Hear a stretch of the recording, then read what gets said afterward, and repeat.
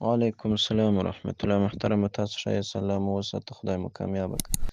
تا پوښتنه کړې ده چې زه خپله مځکه پر یو چا باندې په 20,00,000 روپو باندې ګرځوم. اوس نو ماته د دغه روپو څخه نفع او انتفاع څنګه ده او ده ته د مځکې څخه نفع څنګه ده؟ محترمه، ستاسو دپاره خو د دې پیسو څخه نفع جایز ده، ځکه تاسو خو مجبوره یاست د دغه پیسو دپاره دا خپله مځکه ګرووئ درسره کړي.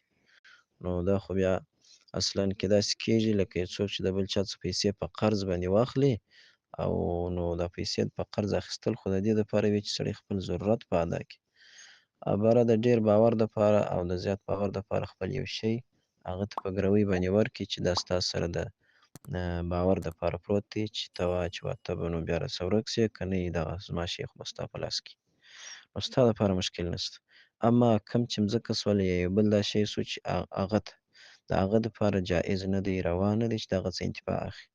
کې خپله کري، کې بزګر ته ورکوي، کې هر چمبه کوي، خو د انتفاع ورڅخه جایز نه ده د هغه دپاره. دا یو جایز عمل نه دی. د دې څخه باید سړی پرهیز وکړي. ملګرو په دې هیله چې ټول به روغ او جوړ اوسئ. تاسو هم کولی شئ چې خپلې دیني پوښتنې د ویډیو په کمنټ کې راولېږئ تر څو مفتي صاحب درته ځواب کړي. ملګرو زموږ دا پوسټونه تر نورو ملګرو د ثواب په نیت شیر کوئ تر څو هر یو مسلمان د دې هر یو مسلې خبر او پوه شي. السلام علیکم.